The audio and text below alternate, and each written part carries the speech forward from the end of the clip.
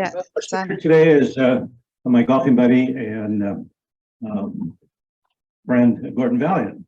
Gordon has a PhD in biomechanics from a number of universities, originally from Canada, undergraduate degree in engineering from Manitoba University. I think he has a PhD from Penn State. Spent 31 years at Nike in the biomechanics lab, retiring as director of the lab. In the biomechanics lab, they helped design all kinds of shoes, football shoes, basketball shoes, soccer shoes. Most of the work, however, was with track shoes. So Gordon himself is a track athlete, competed in 4 international masters track events. He comes from a family of smart people. His wife's a PhD, as is his son. So please welcome my friend Gordon Valiant.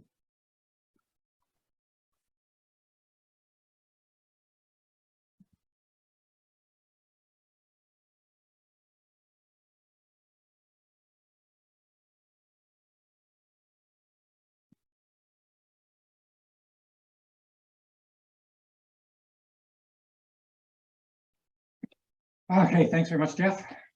It's a pleasure being here. I've met a few of you in the first half hour. It's been nice meeting you.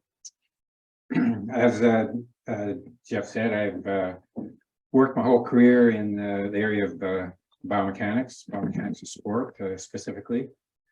I'm not going to talk to you about running shoe design today, or rather I'll talk about biomechanics. I've chosen the sport of running. It's the sport with which I have the greatest familiarity. But I hope from the way I present some of the biomechanics, you'll see how we can use this knowledge, and it has implications in running shoe design. I spent my whole career working very closely with running shoe designers. Our role was sort of to ask research questions, the answers to which would provide a lot of ideas for innovative design in functional footwear.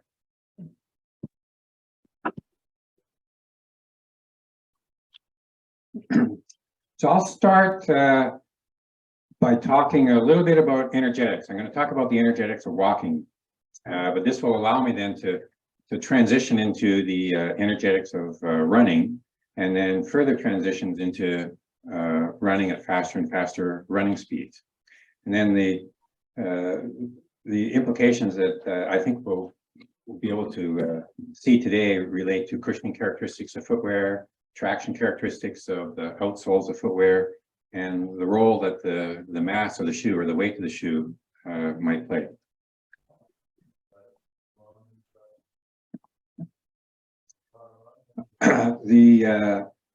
Walking is considered a very economical form of locomotion, and it's often modeled as an inverted pendulum. So if I can just draw your attention first of all to the clock on the left with a pendulum mechanism, you know that this Point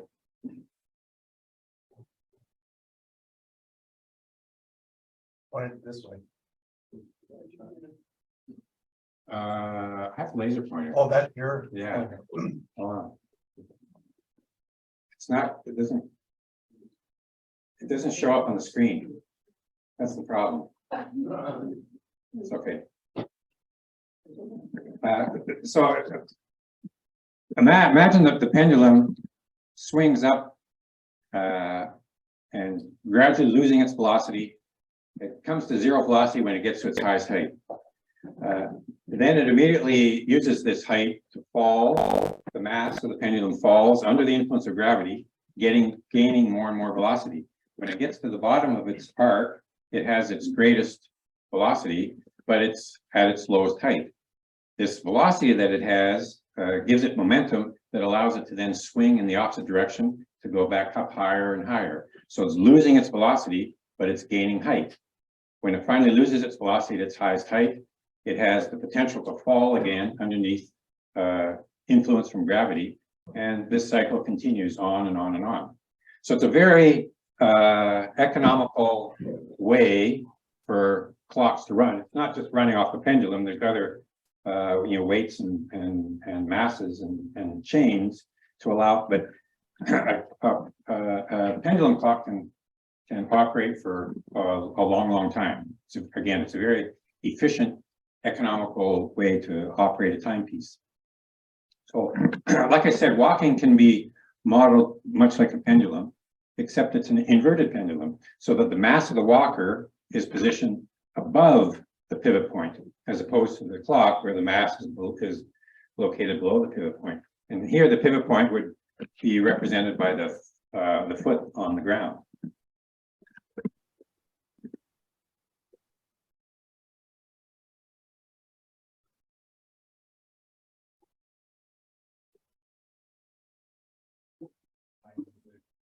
I'll move it. Oh, it's locked up. Burned it into the screen with that laser pointer. Thank you. Next. So here I've an image of a walker. The stick figures on the top represent the path of the leg during one walking stride. So the blue bars represent the thigh, the red represents the lower leg, and the black is the foot. You can see it's plotted. This is a plot of the left leg from the time of left foot strike until the subsequent foot strike by the left foot. The graph below the stick figures plots two different variables. The purple variable, the variable plot in purple, is the velocity of the walker. So the horizontal, the velocity of the walker in this horizontal plane. And then the blue curve represents the height of the walker's mass. In this case, I selected a marker on the rib cage of the walker. It represents the movement of the trunk or close to the center of mass of the walker. And so it shows the vertical displacement of the walker. So notice that at the instant of foot strike, the walker has her maximum velocity. And then she loses a little bit of this forward velocity with foot strike. Velocity falls down before gaining the velocity back later in the walking stride. The bars below represent the time that the 2 feet are on the ground. So the left foot strikes here at the blue bar, toe off right here. Right foot strike occurs at this time, right toe off at this time.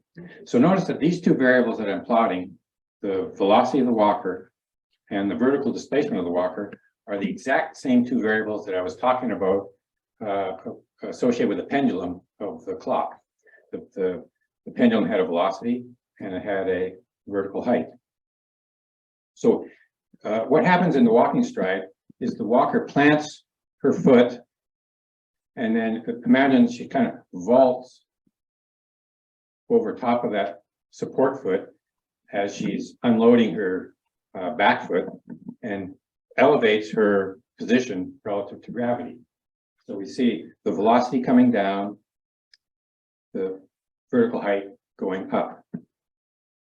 Notice that these two variables are completely out of phase.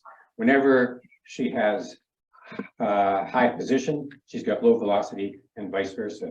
So what this means is there's a very economical interchange between potential and kinetic energies.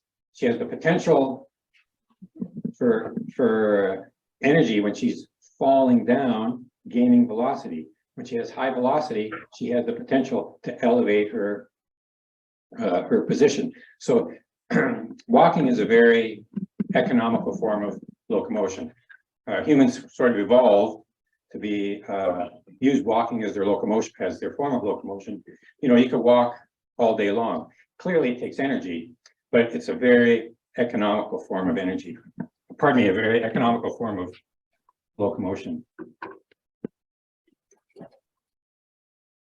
Compared to walking, though, running is a very uneconomical form of locomotion.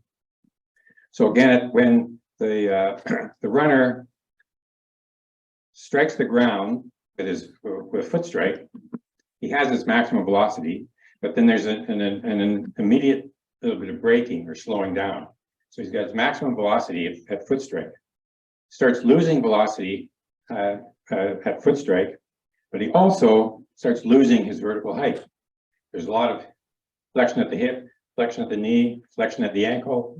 So they're sort of attenuating the impact forces associated with the running. So unlike walking, he's experiencing his maximum height and maximum velocity at the same time, minimum height, minimum velocity at the same time. There is not this interplay, this exchange of energy. So a lot of, rather than having a lot of conservation of energy, there's a lot of dissipation of energy. So running is a very uneconomical form of locomotion. So why would man run? And that's maybe a question that many of you ask yourselves all the time. Why run? So really, running, I'm going to suggest, is just a form of locomotion at a way to locomote at very high speeds. So walking speed is limited. Running speed is much less limited. The data on this curve, these two curves, might be some of the most important data that I want to share with you today. So I'll try to spend a lot of time explaining what we have here. I'm going to try to keep the talk of biomechanics fairly simple. I'm going to talk about really just two variables that are easy to measure, easy to understand, and that would be running stride length and running stride frequency. So here I've plotted, and the top graph is the stride frequency or cadence in units of strides per minute. And I've plotted it as a function of running speed. Running speed is plotted expressed in units of meters per second. Everybody can read the slide, okay? So for those that maybe the units meters per second don't have a lot of relevance to you, I've also included a scale for running speed in units of running pace. So 6.5 meters per second running speed would be equivalent to running a mile at a 4-minute and 8-second pace. So the data I'm presenting here are for distance running speeds only. Some of what I'm going to say would not apply to sprinting speeds. The data represented by the blue triangles represents walking data for walking speeds, and the red diamonds are data for running speeds. So if we look at the bottom curve is the second variable, stride length in units of meters. I'm defining a stride as the time from one foot strike to the next foot strike of the same foot. So it's not a right step is one stride and a left step is a second stride. A stride is left foot strike, toe off, swinging phase, and then the next foot strike. So that's why these numbers are maybe seem a little bit small to you. About 80 strides per minute is a very typical frequency for running speeds. Yeah. If you look at the stride length during walking, you see that the slope of the line is very, very shallow compared to the slope of this line, which is quite a bit steeper. In fact, at the really high walking speeds, the slope of the stride length line as a function of running speed is flat. There are no increases in stride length as walking speed increases. Yeah. Probably from close to 2 meters per second to 3 meters per second, the walking has the same stride length. This is because of the walking has the restriction that both feet have to be on the ground at some point. You can never have a flight phase. So the maximum stride length that you can have is going to be limited anatomically, by the length of your legs and the flexibility at the hip joints. So once you achieve maximum stride length, the only way you can increase your walking speed is to increase your stride frequency or your stride rate. So if you see from about 2 meters per second to 3 meters per second, which is a 50% increase in walking speed, we increase cadence from about 60 strides per minute to 90 strides per minute, which is a 50% increase in cadence. stride length is constant. If you look at the two red curves for running, you see it's sort of the opposite relation. The curve representing cadence is pretty shallow, and the increase in stride length as a function of running speed is pretty steep. So unlike walking, running, we increase our running speed primarily by increasing stride length and holding cadence fairly constant. It's not exactly constant, but it's a very shallow increase. If you look at the same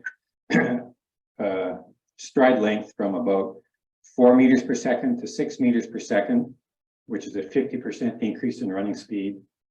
See, stride length increases from about 3 meters to 4 meters, which is a 33% increase in stride length.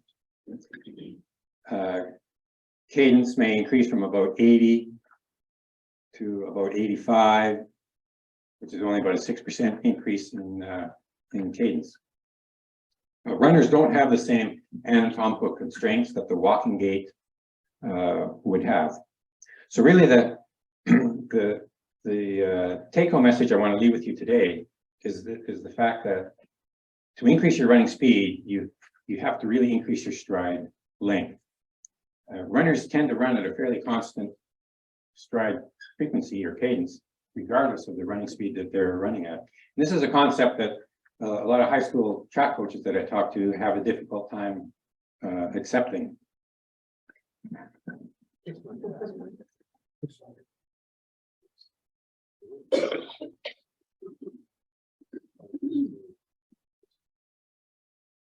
So why do I think that this is significant?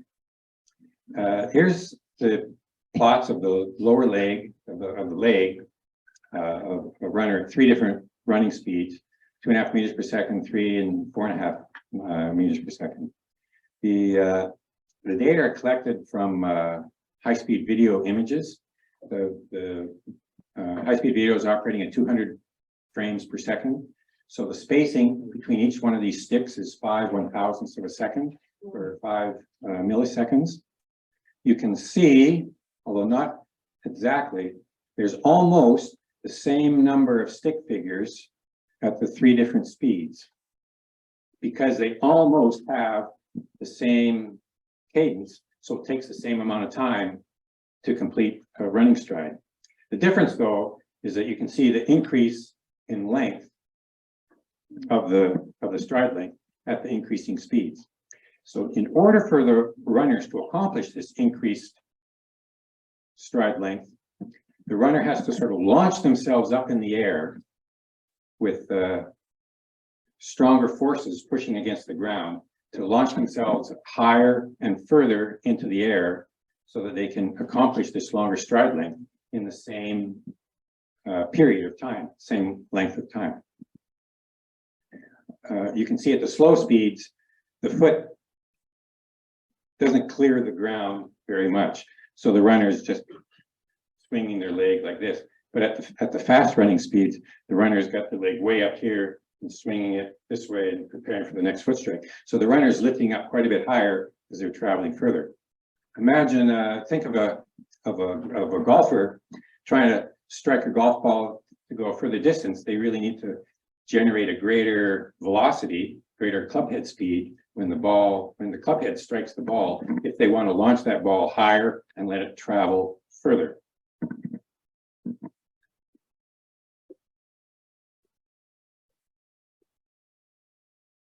So these increased stride lengths are, like I said, accomplished by the runner pushing against the ground with greater forces. So there's a lot of hip flexion, knee flexion, and ankle flexion to sort of gather themselves, attenuate those impact forces.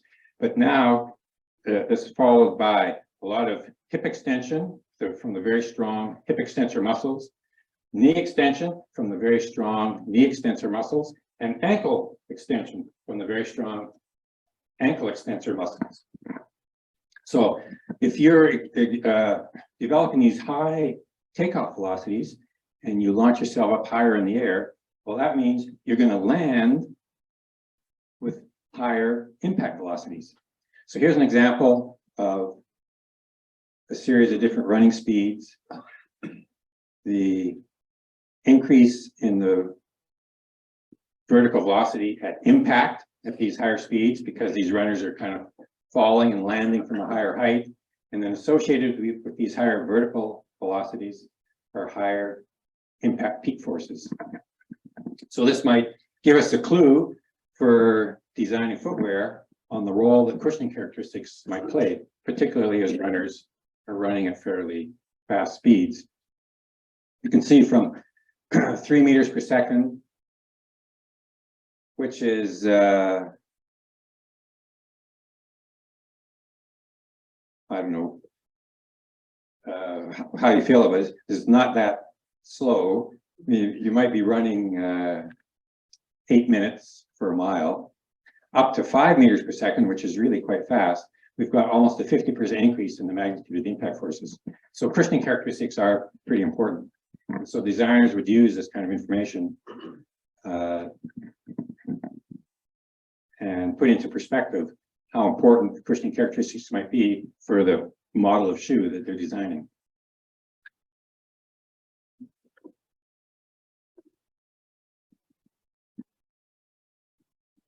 Now, when runners are impacting the ground, they're not just landing vertically, but the foot is in front of the body, so they're also developing a force in the horizontal direction.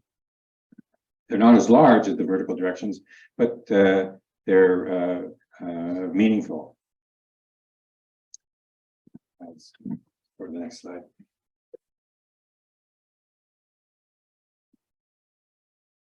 So here I'm trying to plot these two forces, the vertical force in the bottom graph and the horizontal force in the middle graph, as a function of time from the time of foot strike to the time of toe off. These data were collected at 3.8 meters per second, which is exactly a mile pace of 7 minutes. The foot's on the ground for about 1/4 of a second, so for almost 250 milliseconds. I've expressed the forces in units of body weight. So very quickly after the foot strikes the ground, there's a large impact force that's about 220% of the weight of the runner. And then as the runner is flexing their hip, knee, and ankle joints, and then use those flex joints to push, extend the joints and push against the ground and develop really high vertical forces so that it can lift their body weight vertically against gravity and lift it 10 centimeters or more off the ground. These forces exceed 2.5 body weights and sometimes approach 3 times their body weight. The middle curve is the plot over the same time frame from foot strike to toe off in the vertical direction. You can see initially I've plotted it in a negative direction, followed by the second half in a positive direction. This is because at the beginning, the striking foot is in front of the body, and so it's tending to slow the runner down. The runner's pushing a force in the forward direction. As the runner comes down, and then their body weight moves forward. Now the foot is behind them, and they're pushing that down against the ground to lift themselves up, but they're also pushing backwards as well. So that's why the force changes its direction.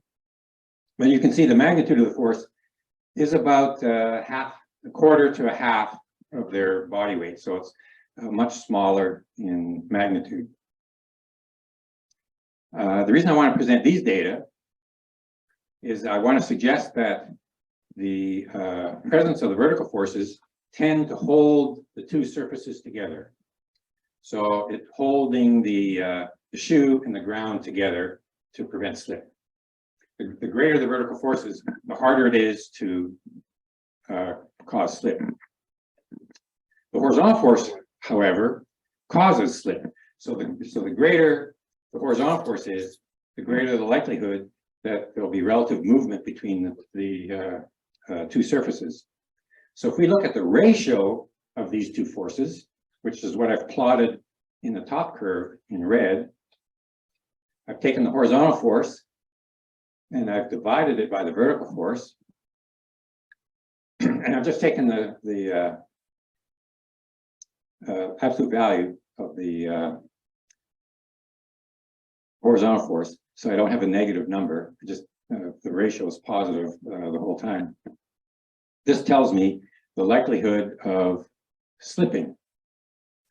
So again, because this, so I created a dimensionless ratio. I'm calling it a coefficient. The greater the vertical force, the less likely to slip, because this is in the denominator. The ratio will be very low, and no chance of slipping. The greater the horizontal force, though, the greater the chance for slipping. This number is in the numerator. So the greater this ratio, the greater the chance of slip. You can see in the running stride, the ratio is always higher in the later stages during what I call the propulsive phase than it is in the early phase or the braking phase. So if runners are going to slip, they're almost always going to slip backwards. And this is because there's less likely to slip at the beginning, because the initial impact is so high. The initial foot strike is associated with high impact forces. So not only does this simple analysis kind of put into perspective the traction requirements that might be needed for the design of an outsole, it actually gives us specific numbers that we might consider or design for. So if a shoe outsole had a coefficient of friction of 0.7 or 0.8, the friction will probably always oppose the applied forces, or the applied forces will never exceed the friction forces. So we can give shoe designers some specifications as to what the minimum coefficient of friction they need to design for when they're designing outsoles. This is an example for running, but you can appreciate that we can do this for all kinds of different sporting activities for which Nike designs footwear.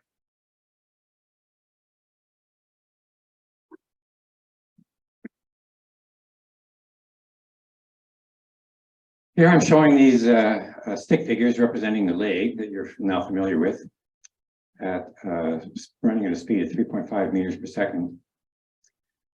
During the swing, well, let's say initially, okay, during the swing phase, you can see that the runner has to lift the foot off the ground in order to clear the ground. And at this running speed, it's about 37 centimeters that the foot is lifted off the ground. So if the runner is wearing a running shoe, there's going to be an energetic cost associated with lifting the weight of that shoe 30 centimeters every foot stride. So there's a cost that the weight of the shoe is going to incur. But it's not a particularly large energy cost. Look at the foot at the time of foot strike. As I've been saying, you can see the foot is located in front of the hip joint and in front of the mass of the runner. But then the foot is now stationary on the ground for a short period of time. It's not moving. But while the foot is stationary, the runner is still moving in this direction at close to 3.5 meters per second. So that means now the foot is getting further and further behind the hip joint. See right here at the time of toe off, the hip joint is right here. So the foot is behind the hip joint at toe off, and then it gets here is the foot associated with the ankle, knee, hip. You can see how much further the foot is behind the hip joint as the running stride progresses. At the next foot strike, however, you can see now the foot is again in front of the hip joint and in front of the runner. So this means that while the runner is moving at 3.5 meters per second and the support foot is stationary, that support foot has to then accelerate increase its velocity in excess of 3.5 meters per second in order to catch up to the hip and pass the hip and get in front of the hip in preparation for the next foot strike. So accelerating any extra mass from the shoe on the foot is going to incur, is another way that the runner is going to incur an energy cost from the mass of the shoe. And it turns out this is a much bigger energy cost than just lifting it up to 37 centimeters every footstep. The reason for this is because the energy cost of the mass of the shoe is related to the square of the velocity. So because the runner at 3.5 meters per second has a foot that has to accelerate and catch up to itself, the velocity of the foot actually reaches a velocity of about double the running speed. So for a 3.5 meter running speed, the foot reaches a maximum speed of about 7 meters per second. And so the kinetic energy cost is going to be 49 times 7 squared times 1/2 times whatever the shoe weighs, the mass of the shoe denoted by m. And so you can see that the kinetic energy costs are 6 to 8 times larger than the potential energy costs, where the potential energy cost is just calculated by the work done against gravity. G represents gravity and H is the height that the shoe is lifted. So there can be significant energy costs associated with the weight of the shoe. So again, this is yet a third variable that running shoe designers can consider in the design of their footwear.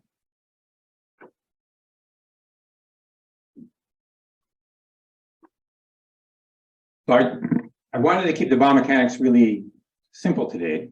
And so I just tried to talk about stride length and stride frequency. So these are two, but just understanding stride length, increases in stride length and increasing running speed requires us launching just further and further into the air. It has a lot of relevance to the design of footwear. And I tried to give you 3 different examples: cushioning characteristics, outsole, traction characteristics, and characteristics related to the weight of the shoe. Now you can appreciate that I just talked about running, but we could do similar kinds of analyses in all kinds of different sports and emphasize important design characteristics for different kinds of footwear designs. Running shoe design gets a lot of attention. And even though I worked in running shoe research for 30 years, there's still more questions that we could ask, and there's still more innovation that is available for running shoe design. It's really quite remarkable. So I'd be happy to answer any questions that anybody might have. Like I said, I tried to keep it fairly simple, but I could tell by your reaction that you thought that wasn't quite so simple after all. So before I identify, a quick question, since I'm a treadmill walker / jogger, is there a difference between treadmill and pavement?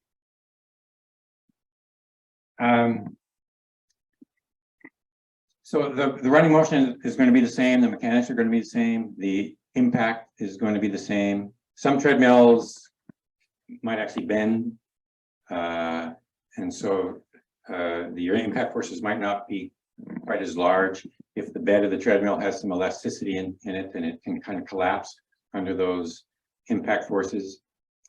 I think one of the biggest differences between running on a treadmill and running over ground is that the treadmill runners are striking a moving surface. So as your foot is moving forward and striking the ground, that ground is moving back towards you. And so there might be a slightly different horizontal impact because you're impacting that moving surface. But really the mechanics are the same. And I've seen many elite athletes, Olympic gold medalists and world record holders run on the treadmill, and their running mechanics is really just the same. Stand up and get your turn. So I understand the research as you simply presented it to us. My question is, so you figure out the science and the variables, and you can identify the goals, what we want this footwear to do. Were there examples of working on this particular type of shoe? We had a new idea, we tried to do this, and what you did, the actual taking it from the data and the research to the production?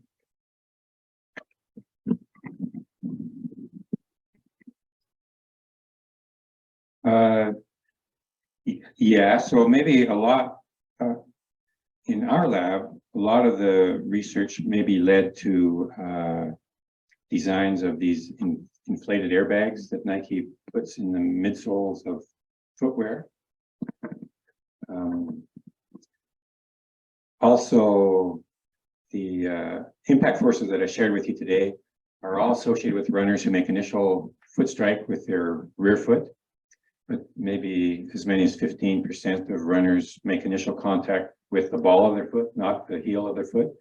And because the ball of the foot is much more flexible and a lot less rigid than is the heel, the impact forces tend to develop at a much slower rate. And the cushioning requirements are perhaps not as great, even at the higher running speeds, for runners who make have those kinds of foot strike characteristics.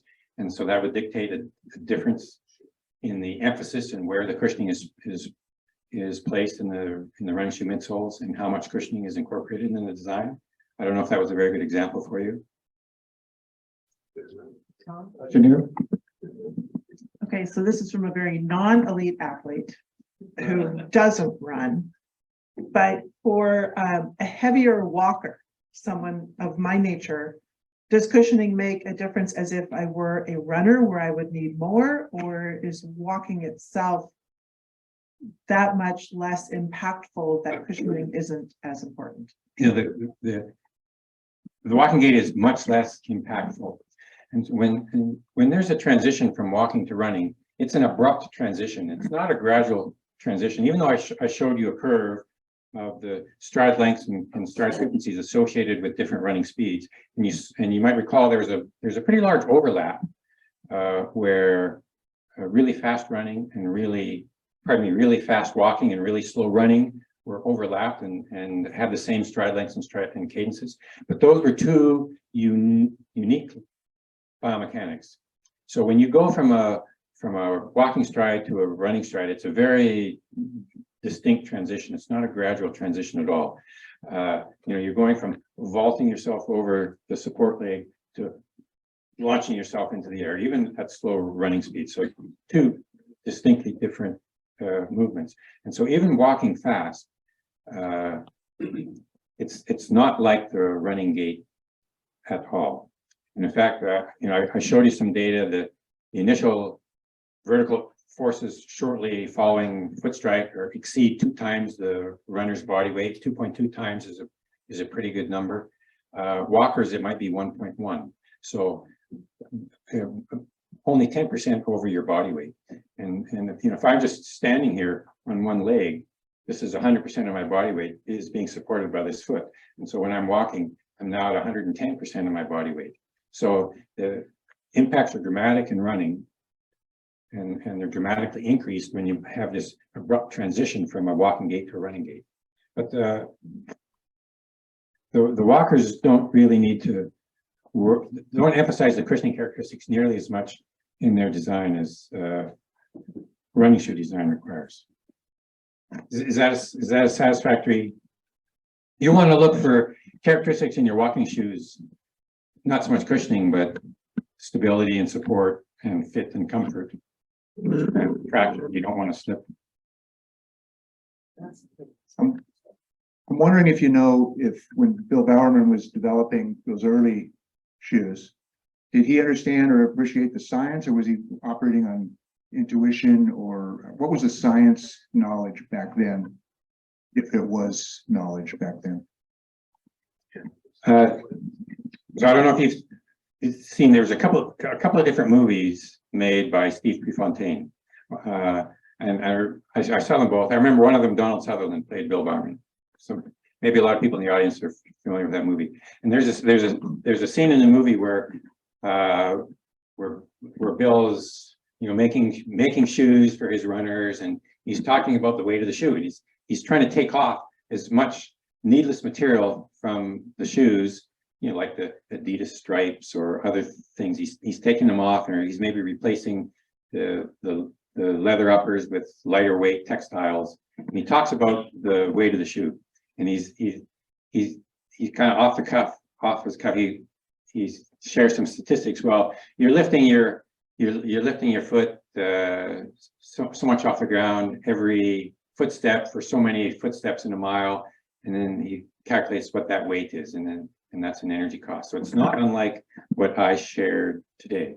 And so Bill did kind of have that intuition.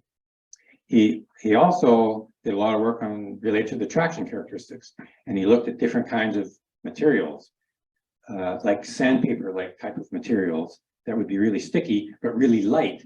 And back in those days, they were using steel spikes, the screw-in spikes, or at least when they're running on the track. And now they all tend to be ceramic, and they're not steel. They're just as effective, but they don't weigh as much. But he did a lot of experimentation with outsole traction.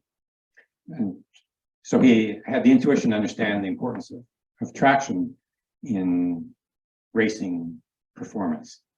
He even did a lot of experiments on the running surface material and experimented with different rubbers. And this is before the synthetic tracks.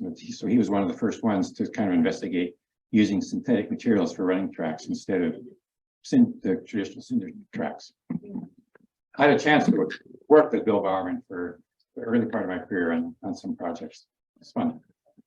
It would seem that the running and walking are very simple motions compared to other sports, basketball, football, soccer, tennis, where all different kinds of motion and direction and energy and, you know, forces are at play.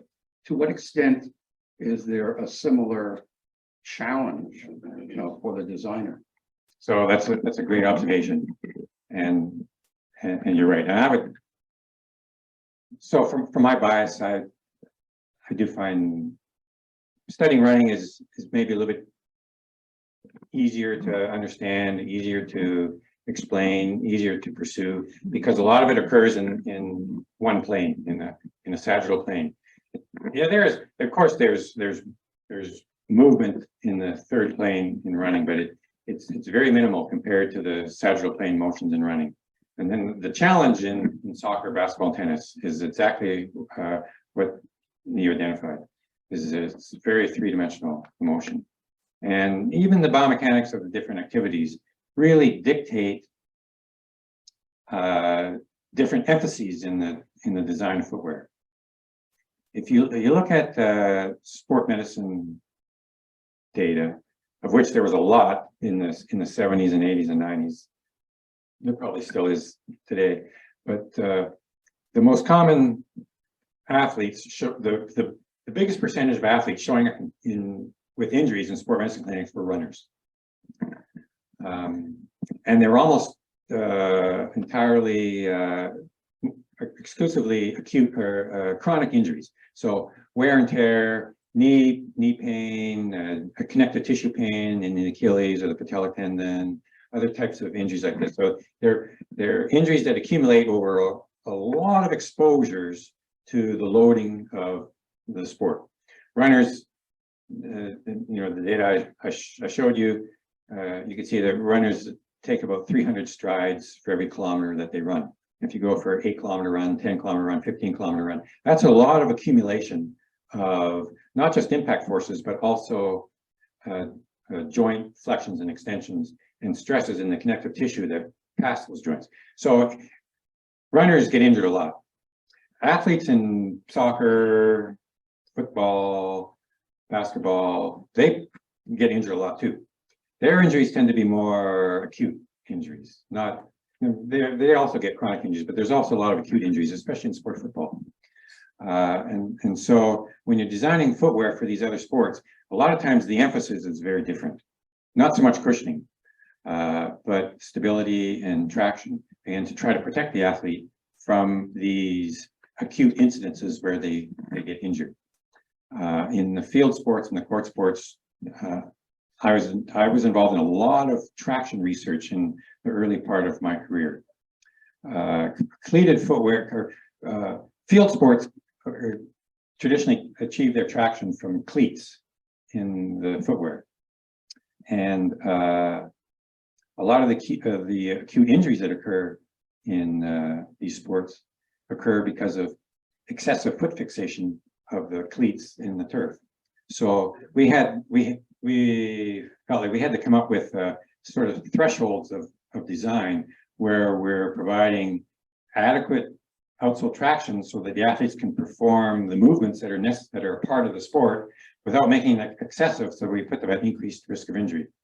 And so both are going to happen. They're going to slip. Yeah, athletes are going to slip. Athletes are going to get injured.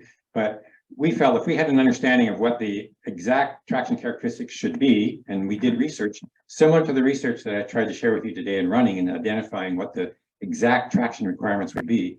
We did a lot of research to determine the exact traction requirements for these sports, and then give the designers those thresholds. And so they try to hit those marks with the hope that, well, we'll give them 95% of the traction that they require, and we'll give them 95% of the prevention of injury that they desire as well. So it's a good observation, but it's actually very different kinds of research questions and different kinds of emphases in shoe design. Traction and stability probably much more important than cushioning and flexibility that we get in running shoes.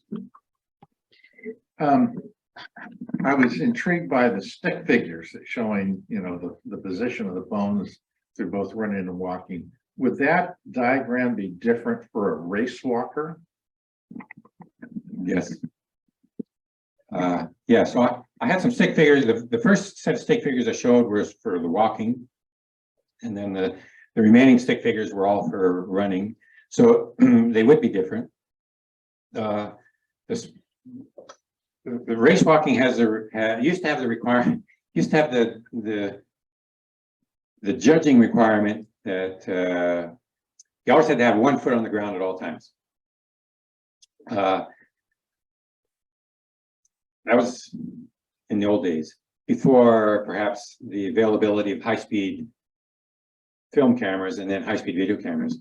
And I think there's a lot of high-speed video cameras that show that, well, actually, a lot of the walkers are leaving the ground. There's a tiny flight phase, and I think, and now the judge, because it's impossible to see by the naked eye.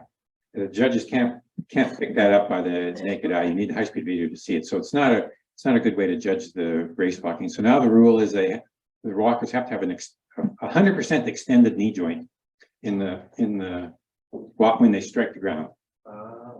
So that's easier for the judges to look for.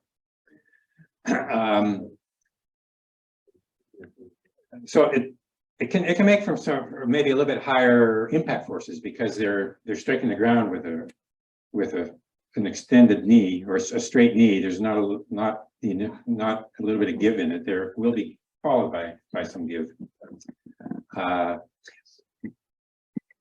So the stick figures of the race walking would probably reflect that, a very straight line between the thigh segment and the leg segment, reflecting that. Mine didn't show that, but again, walking is distinctly different from running, and race walking is maybe a little variation, a subset of what the walking gait would be. Our president online there has a question. Yeah, I think this will probably be our last question. We have kind of run out of time, but I was curious because I saw a little clip this morning about a backwards runner, and how he was the national champion in backwards running. And he had said that part of the reason he started running backwards was because he was having knee issues running forwards, and that he didn't have the same impact on his knees. And I did notice his stride was really short, and he didn't hardly pick up his feet. So I was wondering, back to my question, have you done any research about backwards running?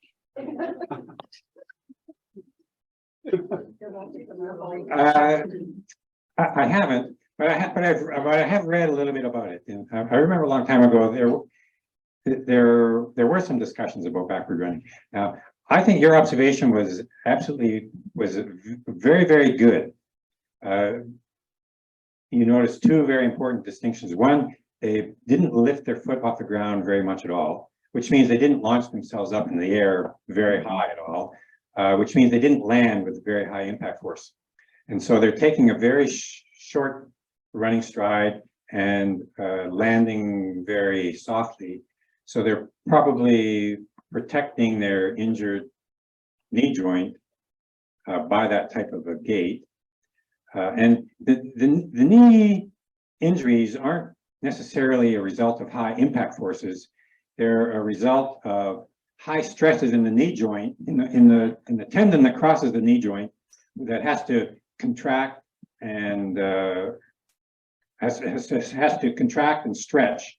And so the cyclic stretching and the shortening of the tendon across the knee joint can develop stress in the tendon over time, much like you can develop stress in the Achilles tendon behind the ankle joint. Also, the cartilage in the knee joint becomes injured because of the wear and tear of all those cycles of flexion. And so what he was probably doing was just changing the types of loading that the connective tissue and the cartilages were normally subjected to in the forward running, and getting different loading and providing some relief to his injured connective tissues during the backward running. Thank you. Maybe I didn't see anybody, the world record holder in backward running, but I saw the world record holder in joggling, and and he ran a race at Hayward Field in Eugene, where he ran 200 meters. I forget what his time was, but it was in the low 20 seconds, maybe 21 seconds or something, while he was joggling, while he was juggling. Huh. But this guy's record was something like a 5-minute mile running backwards. I mean, it was amazing. Yeah. Well, thank you so much for your presentation, Dr. Valiant. It was fascinating, and definitely we all got a good science lesson today. Physics lesson, I guess. Physics, that's right. Yeah.